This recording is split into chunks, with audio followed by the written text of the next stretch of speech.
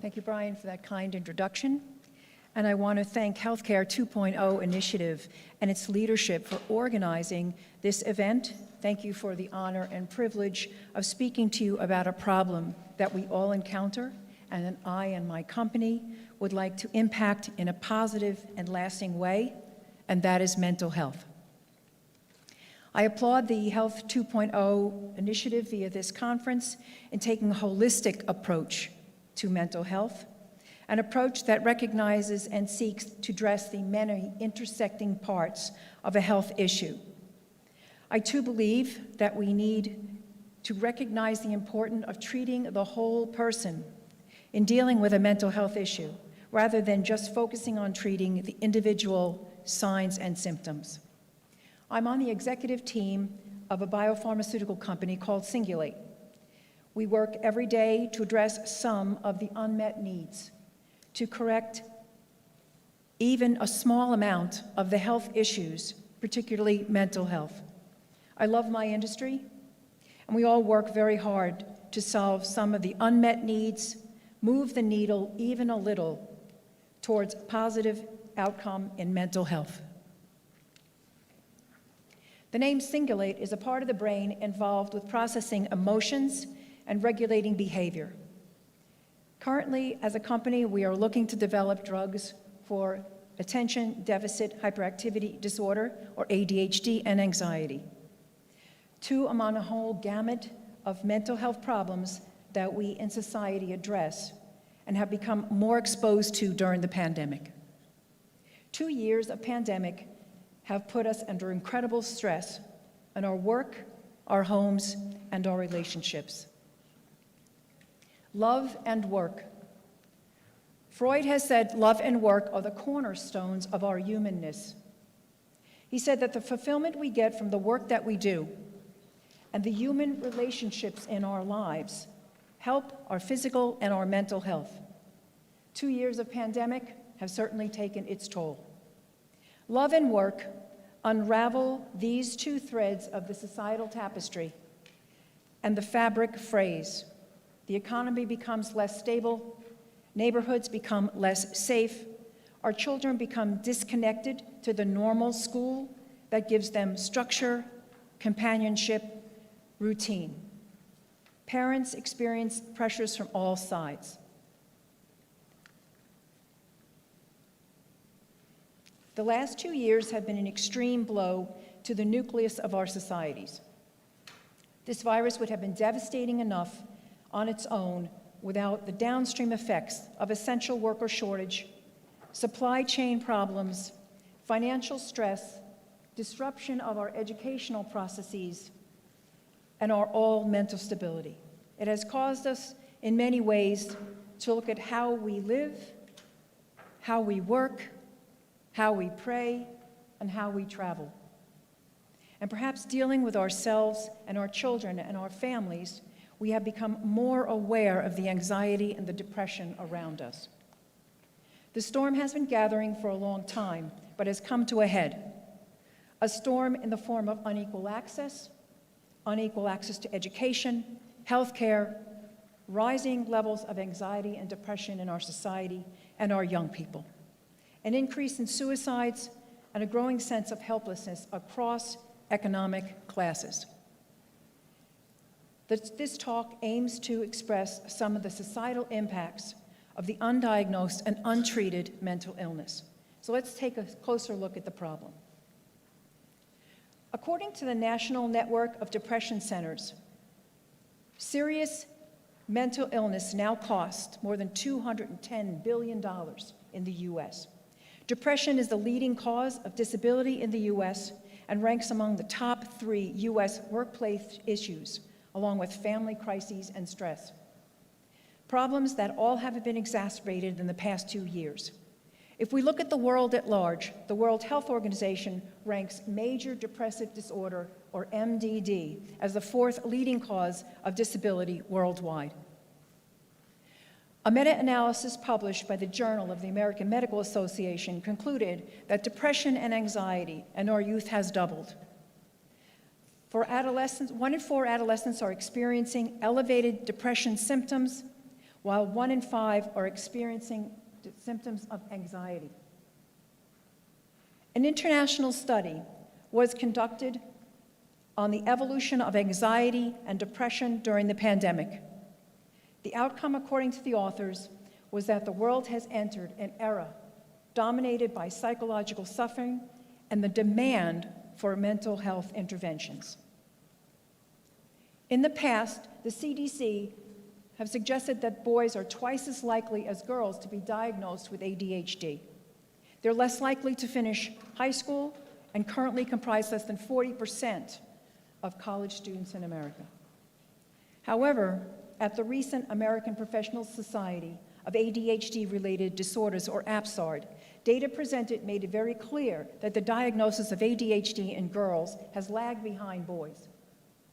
Although the presentation of ADHD in girls may differ, the lack of diagnosis in young women leads to increase in unplanned pregnancies, lower achievements academically, and the increased likelihood of being victims of partner violence. Overall, suicide is the second leading cause of death in people from 15 to 44, behind only unintentional injury, taking the lives of nearly 50,000 Americans each year.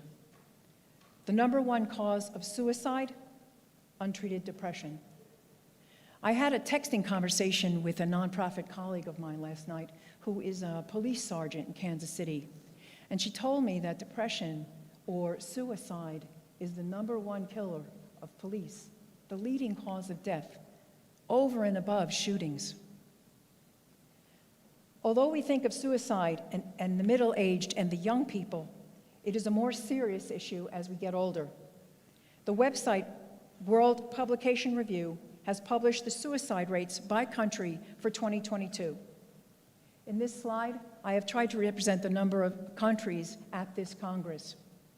Please note, men are much more likely to commit suicide than women, almost in every country. The most visible sign of mental illness that I personally see each day is homelessness.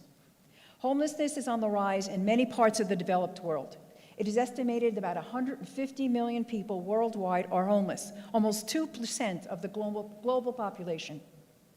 According to the Substance Abuse and Mental Health Services Administration, or SAMHSA, 20 to 25% of the homeless population in the United States suffers from some form of serious mental illness. I think you will agree with me that this is enough to deflate the energy in most. But here we are, all positive. So let's switch the energy. Even in the face of all this disturbing data, we are seeing a path forward. We are experiencing a spotlight on mental health, taking it out of the shadows and realizing that it is no longer a problem of the economically disadvantaged or disenfranchised. It is a problem that affects all ranks in all societies. Gratefully, we as a global society are getting the message that we can no longer afford to marginalize mental health in comparison to the way we have prioritized physical health. Globally, we must invest in mental health research, encourage insurance companies or systems to give adequate and necessary coverage to companies and give necessary coverage to drugs and treatments for mental illness. We need to highlight and encourage the increased training of physicians to recognize and address mental health issues early. Look at the armamentarium of diagnostic tools we currently use for detection of breast cancer, heart disease, colon cancer, GI issues. So in comparison, how do we increase the screening for and the early identification of mental illness? At the recent APSARD Congress I just mentioned, Dr. Hinshaw presented a heart-wrenching memoir, Another Kind of Madness. Dr. Hinshaw is professor of psychiatry at UC Davis and UC Berkeley. This Another Kind of Madness is about growing up with a father who had bipolar disorder but was misdiagnosed as schizophrenia. As was in the day when Dr. Hinshaw was younger, mental health illness was shrouded in secrecy and silence because of the stigma associated with it. Being personally subject to the emotional and psychological effects himself, Dr. Hinshaw went on to devote his life to mental health, to abolish the stigma and marginalization of mental illness. Dr. Hinshaw has convinced that the stigma flows through societies affecting issues such as the loss of fundamental rights, voting rights, child custody rights, job security, and the stigma extends to critical societal decisions about what types of medical research receive funding.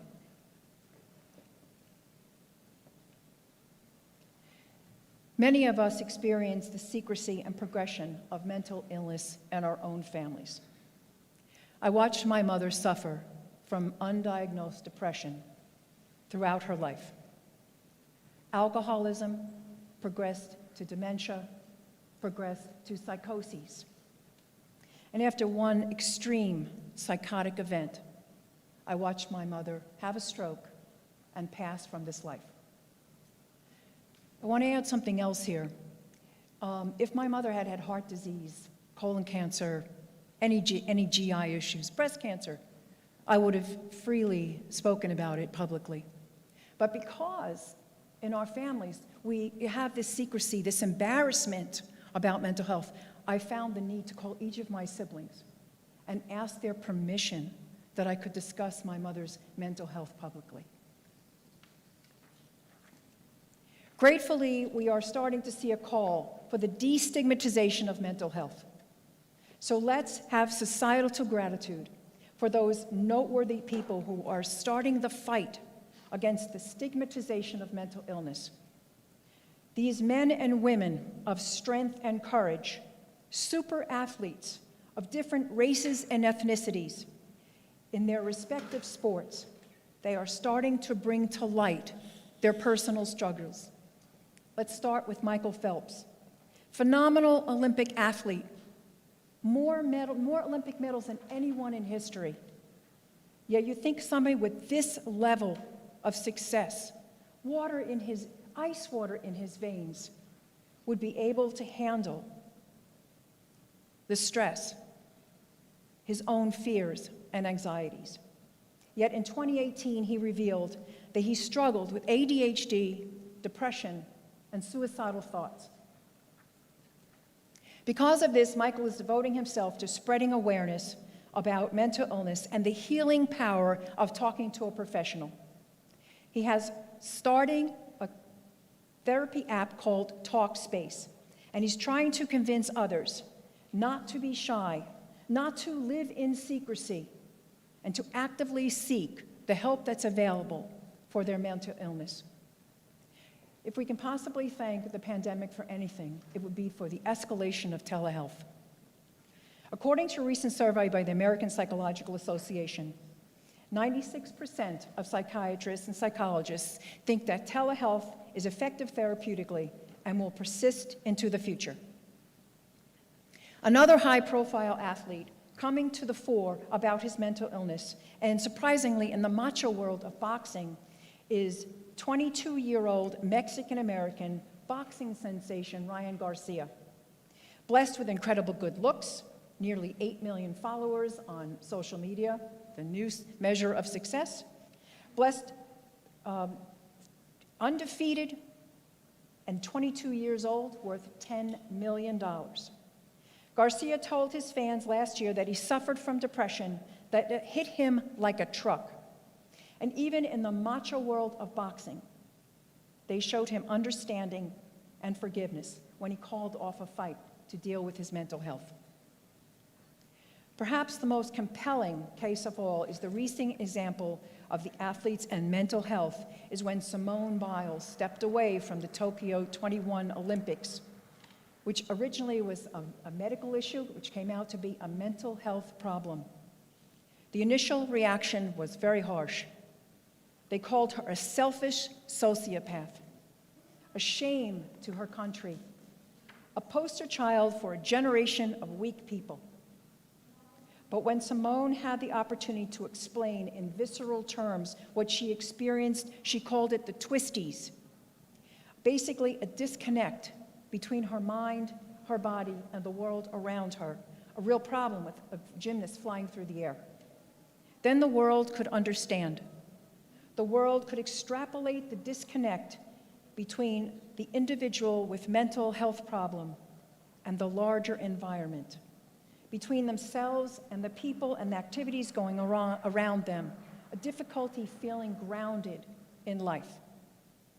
The website Athletes in Action called Simone Biles explaining the situation a profound cultural movement in sports. I believe we're standing on the ledge of a pivotal societal learning. First, mental health is not a crime. It is not a reason for shame, ridicule, denigration, or dismissal. And it is not someone else's problem. It belongs to all of us. Second, that we are a societal inflection point, as the last 2 years have highlighted the multiplicity of factors that are destructive to our mental health. It has created the energy for improvement. So let's take a look at some of the forward movement. There is an organization called Mental Health America, it's actually mentioned yesterday as well, which views mental health as a critical component of overall wellness. The organization's website, mhaorganization.org, offers a wealth of information on the prevalence of mental health challenges, as well as tools and policy initiatives aimed at addressing them. For example, the MHA is pursuing a national implementation of an alternative to dialing 911 for emergencies. It's putting forth 988 as a 3-digit number specifically for suicide prevention and mental health issues. A real hotline. Think of the number of times in the past several years that we've seen news report of catastrophic encounters between the police and the mentally ill. A place where trained professionals could, in addition to law enforcement, could have helped to de-escalate a situation and perhaps prevent the loss of life. The MHA advocates the development of interventional teams capable of performing assessment, de-escalation, and engagement when triggered by the 988 call. Recently, I heard a podcast by Roseanne Haggerty, CEO of an organization called Community Solutions. Her mission is, and I think this is incredibly bold, zero homelessness. Not just spend more money on homelessness, but here I use her words, scale the idea that homelessness is solvable. She hires mission-driven people that have experience in solving complex problems that can create a future where homelessness is never a way of life. Mental health is ripe for innovation. The private sector has taken note of the economic mismatch, high demand, inadequate supply, and is aggressively pursuing mental health wellness and investment opportunities. In response to the global mental health need, private equity firms are investing significantly more money in mental health apps and digital health innovation. In 2019 alone, venture capital companies invested a record $637 million in more than 60 different mental health companies, which is more than 23 times the amount in 2013. When I see venture capital investing, I know we will see movement. When big money plays, things change. I recently saw a company on LinkedIn called Modern Health, offering a mental health and well-being platform all in one app. And yes, there is an app for everything. Their slogan, mental health is health. I think that's amazing. Mental health is health. May is National Mental Health Awareness Month. This time in our global history, and it is an enormous opportunity for all of us to be a catalyst for positive change. In preparing for this talk, I wanted to convey the message that mental health, and I say it that way instead of mental illness, is everyone's issue. We are in Las Vegas, and I'll take a bet that many of the people in this room have experienced mental health in their own families. If you have a son or daughter with ADHD, a family member suffering from depression or anxiety, if you know someone who's bipolar or schizophrenic, who's using drugs or alcohol, who's experiencing domestic violence, who can't get out of bed, this is our problem. This is our societal problem.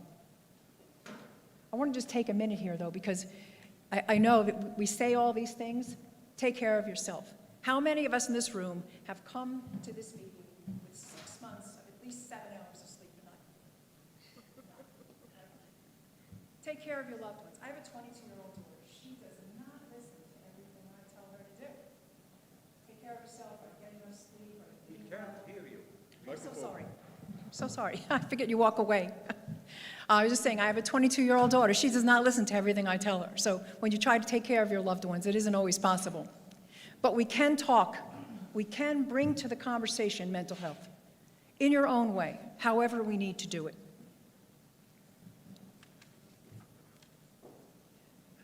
I would like to shift the thinking about mental health from a single discrete entity, an entity that cannot be treated by pharmaceuticals alone, or speaking with a therapist alone. I work in the pharmaceutical industry, and each day multiple pharmaceutical companies, including Singulate, will continue to seek medications to meet the unmet needs in medical health. But I know approaching mental illness with medications alone is not enough. I am here to encourage a holistic approach to mental health, which includes nutrition, a healthy diet and nutritional supplementation. A deficiency of folate or vitamin B6, for example, is known to be associated with depression, as well as bipolar disease and mood disorders. Vitamin B6 is a most important nutrient because it helps develop neurotransmitters, which help in stress.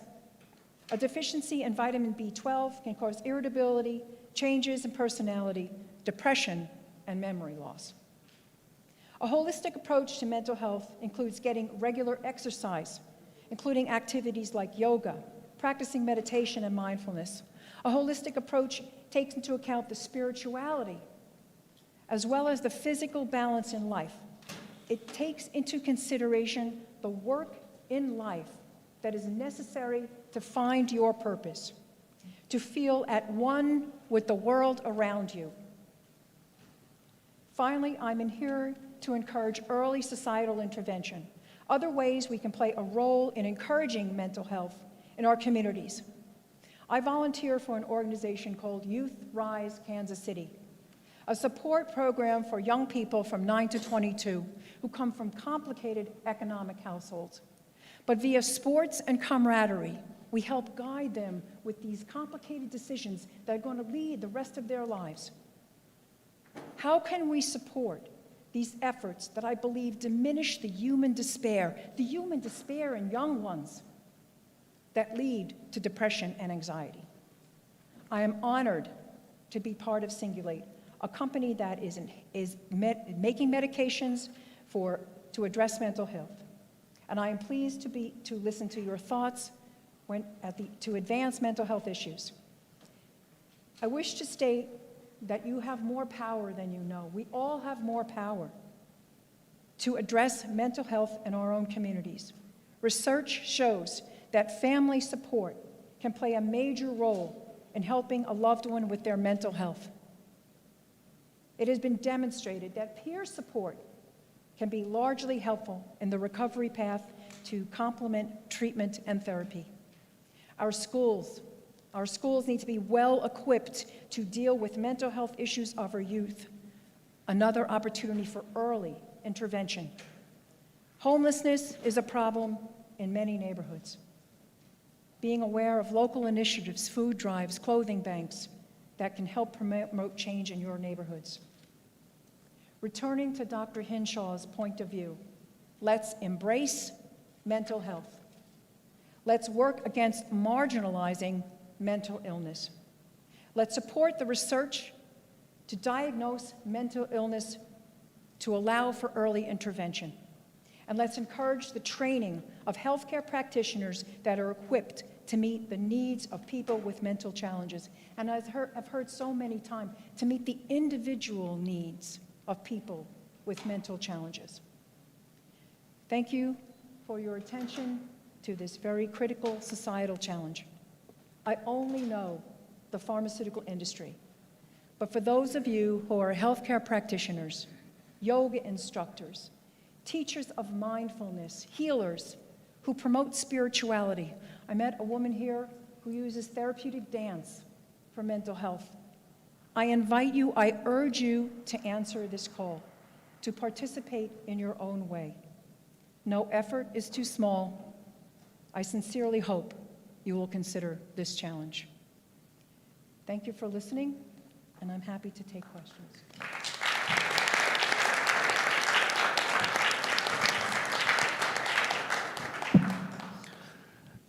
In the history of humanity, and I think Sigmund Freud would acknowledge that completely, there were many extraordinary human beings with a lot of mental health problems. And they were extraordinarily creative and productive because they had some mental issues. So how do you draw the line? And what can you say about that? Yeah, so I've asked this question a couple of times here. How do you draw the line? How do you draw a line between, is this on? Okay, we'll just use this one. Easy enough. I've been asked this question many times here. How do you draw the line between simple mental illness and severe mental illness? And yes, we have how many creative people, Van Gogh, I mean, we can go on about the creativity that we think is associated with mental illness, but perhaps, this is my opinion, I am not a physician, we need to think about mental health in a bigger way, not isolate mental illness. I mean, we can go back to the Bible, it's been demonized. I mean, so how do we think more about mental health? Or the health of the mental as a whole, as opposed to the individual bits and pieces. That would be my only comment. Okay, thank you. Hi, my name is Wayne Chan. Thank you for speaking about this very important issue from your position in pharma. Yeah. And I think it's very important for all of us to work across provider, payer, as well as pharma, to align, our vision and our resources. And just to give an example, I'm from Southern California, in Orange County. We have a behavioral health coalition with industry, businesses, providers, plans, et cetera, all looking to kind of figure out what are the metrics, how do we stabilize behavioral health care within our county. And I think perhaps you and all of us here have that ability to perhaps share this models, because I think resources have to be aligned locally to really meet the needs of individuals. Yes, I agree. There are quite a number of nonprofits, NAMI, CHAD, and I think many of them have dealt with pharmaceuticals and perhaps therapy. But I present it as an opportunity. I'm not sure I have all the execution points, but what I guess want to promote is the conversation about having a holistic approach, which is why I came to this conference, because I could see this. What other pieces? Just basic exercise helps people. We've had so many conversations here about nutrition, yet what do we do for the homeless people who don't have either? So I think there's a lot of work to do, but to hear about any of the small, or I won't say small, the initiatives, particularly in a state, that are being done. So thank you. Thank you. Anyone else? Okay. In my opinion, the holistic approach to mental health treatment is directly related to many of the, frankly, brutal systems in the mental health system that have led to marginalization of the mentally ill. One can look at, as you mentioned before, it literally being demonized in the Bible, to the use of electroshock therapy for the treatment of conditions, to children being forced to take medication that noticeably affects their personality, and they grow up and they have that trauma on top of now the mental illness that they were dealing with initially. What are some controls that you might suggest in the holistic realm to try to prevent these future traumas from exacerbating the situation as a whole? Yeah, so again, I am not a physician or a healthcare practitioner at large, and that is a really big question. However, I do think if you look at that May as Mental Health Month, that even us talking about these issues will allow for conversation and potentially answers. Getting multiple people in the room with different expertise. I mean, I will tell you, in the corporate world, we do that all the time. We have multiple disciplines coming to solve one problem. Even Roseanne Haggerty, looking to hire people who deal with complex issues, complex problems, in order to solve homelessness. I'm from New York. I've lived in New Jersey, Pennsylvania, Ohio. Now I live in Kansas City. It's everywhere, homelessness. How did this happen? How do we get out of it? So I think it's multidisciplinary conversation, if I may present that answer to you. Are we good? Yes. Thank you very much, everyone. I appreciate your questions.